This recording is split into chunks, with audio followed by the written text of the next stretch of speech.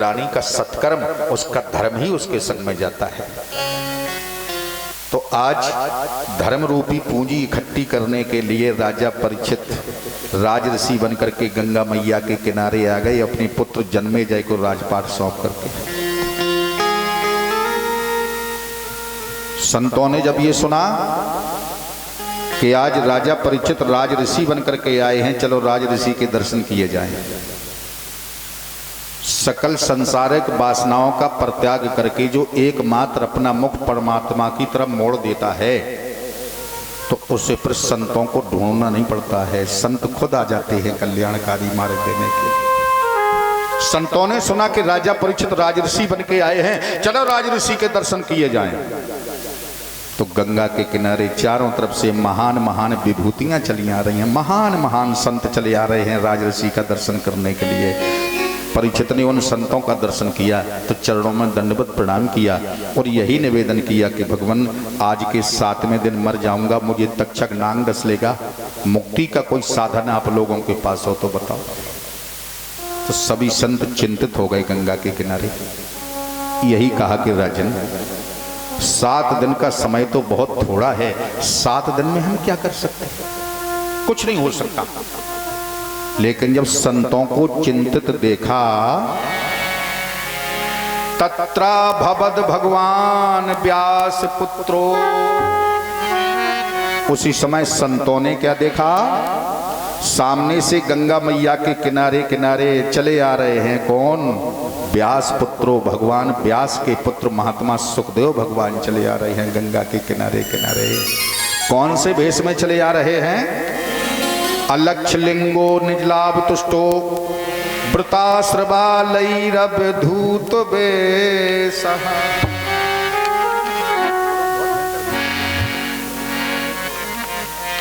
अब धूत बेसः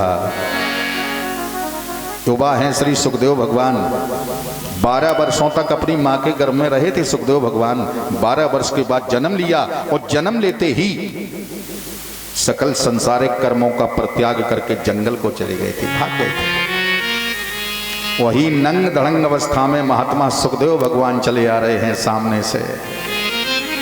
युवा है संत, बड़ी बड़ी जटाएं फैली हुई हैं।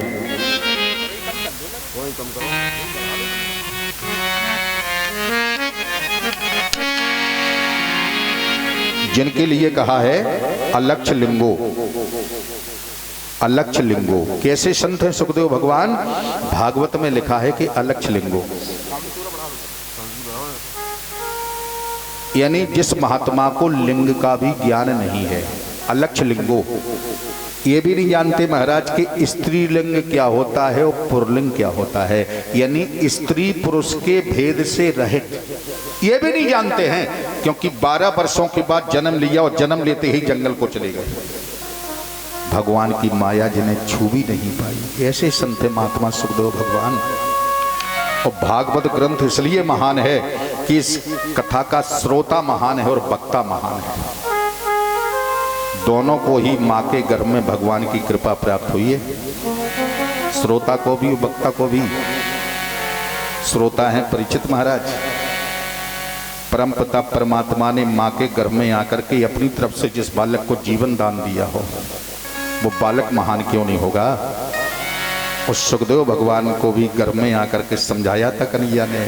जन्म नहीं ले रहे थे, गर्भ बंधन से बाहर आऊंगा, मुझे माया लग जाएगी, कैसे आऊंगी। तो कन्हैया ने कहा था, बेटा मेरी माया लगती तो सबको है, लेकिन हम वचन देते हैं कि मेरी माया तुम्हें व्यापेगी नहीं। इसलिए 12 वर्ष के बाद आए सुखदेव भगवान। दोनों को ही भगवान की कृपा प्राप्त हुई है, श्रोता और वक्ता को। अब धूत वेश में नंग धड़ंग अवस्था में आते देखा। सभी संत खड़े हो गए गंगा के किनारे, जय जयकार करने लगे। बोलिए सुखदेव भगवान की जय। Hello Shri Radhe, hello.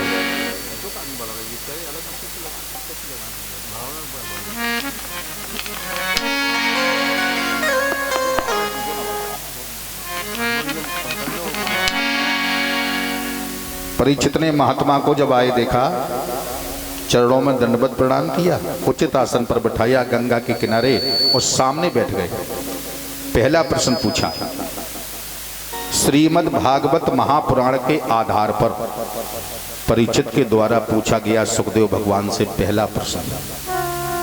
क्या पूछा परीक्षित ने सुखदेव भगवान से? बाबा एक बात बताओ, समीप मृत्यु के मनुष्य को क्या करना चाहिए? यानी जिस प्राणी के सिर पर मृत्यु मंडला रही हो उस प्राणी का कर्तव्य क्या बनता है महाराज? बस यहीं से भागवत शुरू हो गई गंगा के किनारे। परीक्षित प्रश्न करते जा रहे और सुखदेव बाबा उनके प्रश्न का समाधान करते जा रहे हैं। सबसे पहले तो सुखदेव भगवान ने कहा, परीक्षित तुम्हारी वाणी को सुनकर के ऐसा प्रतीत होता है कि शायद तुम मरने से ज्यादा डर रहे हो। मृत्यु का डर लगा है तुम्हें, और मरने से इसलिए डर रहे हो कि शायद इस धराधाम पर तुम कई बार जन्म ले चुके हो, कई बार मर चुके हो। कई बार जन्म लेकर के अगर मरे नहीं होते तुम, तो तुम्हें मरने की वेदना कैसे मालूम होती कि मरने में क्या कष्ट होता है, इसलिए तो तुम डर रहे हो। लेकिन चिंता नहीं करना परीक्षित, 7 दिन तो बहुत हैं। 7 दिन बहुत हैं राजन। अगर तुम्हारे जीवन में 7 पल बचे होते तब भी तुम्हारा उद्धार हो जाता। धन्य है ये भारत भूमि और धन्य है ये भारत भूमि के संत जो कह रहे हैं 7 दिन तो बहुत हैं, अगर 7 पल बचे होते तब भी तुम्हारा उद्धार हो जाता। इस सुखदेव भगवान हमारे कुशल डॉक्टर हैं। कोई कुशल डॉक्टर, मरीज को कुशल डॉक्टर मिल जाए तो आधा तो ठीक अपनी बातों से कर देता वो डॉक्टर। और कोई दुष्ट डॉक्टर अगर मिल जाए, अरे भैया बहुत भयानक रोग है, 10-20 लाख रुपए लग जाए, भगवान की कृपा को बच पाओ ना बच पाओ, तो न मरा तो मरी तो मर जाए। और डॉक्टर अगर कहते भैया बिल्कुल नहीं घबराना, अरे साधारण सा रोग है, बिल्कुल ठीक हो जाओगे, बिल्कुल परेशान नहीं होना, ज्यादा पैसा भी खर्च नहीं होगा, आधा ठीक हो गया मरीज समझ लो। बोलो जय श्री कृष्ण। कहने लगे राजन चिंता नहीं करना, 7 दिन का समय तुमको मिला है, तो 7 दिन के अंदर हम तुम्हें श्रीमद् भागवत महापुराण का बहुत सार तत्व सुनाएंगे। कौन? सप्ताहे सबड़े नैव सर्वथा मुक्तिदायकम, जो 7 ही दिन के अंदर प्रत्येक प्राणी को मुक्ति प्रदान करने वाला है, ऐसा श्रीमद् भागवत का सार तत्व हम तुम्हें सुनाएंगे। परीक्षित चिंता नहीं करना। प्रसन्न हो गए, लेकिन कहा परीक्षित सुनो, तुमने पूछा है कि समीप मृत्यु के मनुष्य को क्या करना चाहिए, यानी जिसके सिर पर मृत्यु मंडला रही हो उस प्राणी का कर्तव्य क्या बनता है। तो कहने लगे परीक्षित तुम्हें मालूम नहीं है, सारे संसार में कोई ऐसा प्राणी जीव जंतु नहीं है जिसके सिर पर 24 घंटे मृत्यु न खड़ी रहती हो, ऐसा कोई नहीं है। क्योंकि जिस समय प्राणी का जन्म होता है तो प्राणी के जन्म के साथ साथ उसकी मृत्यु का भी जन्म होता है। दोनों संग में जन्म धारण करते हैं। दीन बंधु बाही दिना देह देत लिख देत, दीन बंधु बाही दिना देह देत और लिख देत। कहने का तात्पर्य प्राणी के जन्म के साथ साथ उसकी मृत्यु का भी जन्म होता है। 24 घंटे मृत्यु सिर पर खड़ी रहती है, समयावधि जब पूर्ण हो जाती है तो मृत्यु उठा करके ले जाया करती है। तो जीवन का अंतिम सत्य क्या है? जीवन का अंतिम सत्य है मृत्यु। जब मृत्यु सत्य है तो सत्यता से डरना कैसा?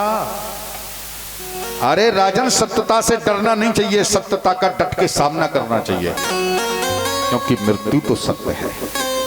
तो जो महापुरुष होते हैं अपनी मृत्यु को टालने का बिल्कुल प्रयास नहीं करते हैं, क्योंकि मृत्यु टालने से एक पल नहीं टल सकती है। मृत्यु सुधारने से सुधर जरूर सकती है, और सुधरती कैसे है? बोले सत्कर्मों के द्वारा। अच्छे कर्म करोगे, मरना तो पड़ेगा लेकिन अंतिम समय भोगना नहीं पड़ेगा, बस मृत्यु में सुधार हो जाएगा। बड़े प्रसन्न हो गए परीक्षित बाबा, आपकी वाणी को सुनकर के मेरे अंदर अभयता छाती जा रही है। मैं अभय होता जा रहा बाबा, मृत्यु का डर दूर होता जा रहा हमसे। तो परीक्षित ने दूसरा प्रश्न पूछ दिया सुखदेव बाबा से, बाबा एक बात बताओ, परमात्मा इस महदाद संसार की रचना कैसे करता है, कैसे प्रलय करता है? अति संक्षेप से सुखदेव बाबा ने षष्ठी क्रम का वर्णन सुनाया। हलो श्री राधे।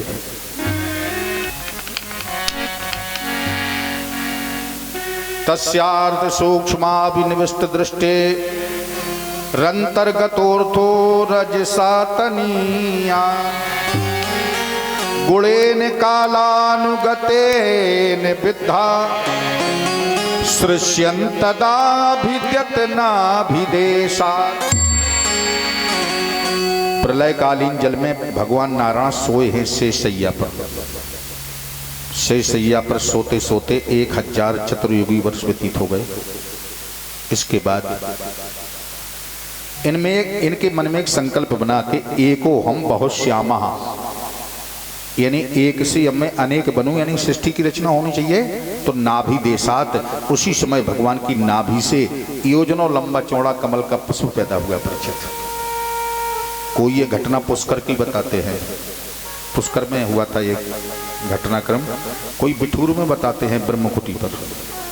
इसमें मतांतर है शास्त्रों का थोड़ा, लेकिन कल्प भेद हरिचर सुहाए, कल्प भेद की घटनाएं हैं। एक बार थोड़ी सृष्टि की रचना हुई।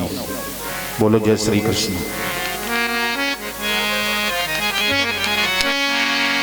भगवान की नाभि से कमल का पुष्प पैदा हुआ।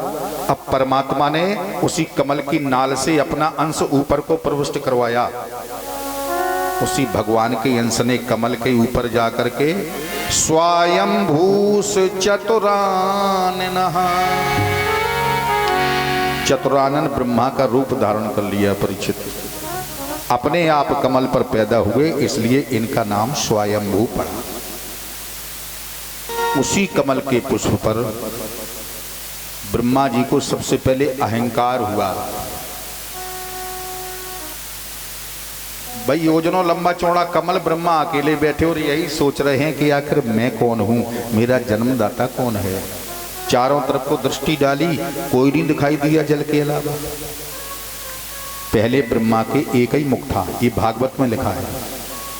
जब कमल के पुष्प पर ब्रह्मा पैदा हुए एक ही मुख के थे, लेकिन कमल पर बैठे बैठे चारों दिशाओं में जन्मदाता को देखने लगे कि आखिर मुझे किसने पैदा किया, मेरा जन्मदाता कौन है। उसी समय ब्रह्मा के 4 मुख प्रकट हो गए। परीक्षित एक ही जगह बैठे बैठे चारों दिशाओं का अवलोकन करने लगे ब्रह्मा, और बड़े परेशान हैं कि आखिर मैं कौन हूं, मेरा जन्मदाता कौन है।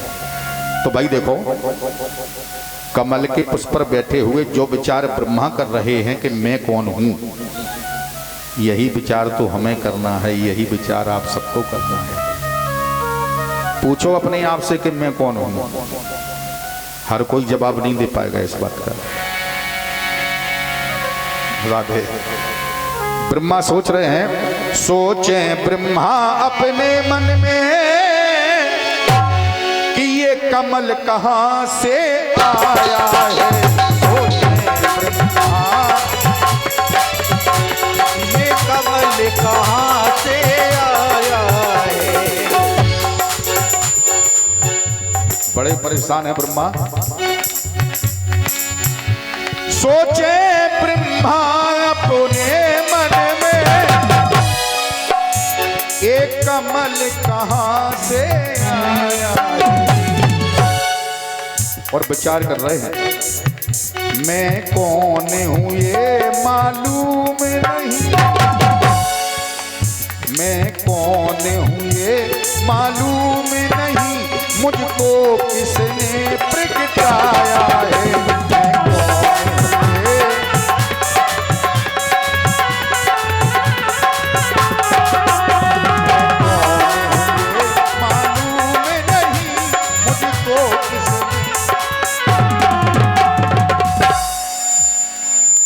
हेलो श्री राधे। हेलो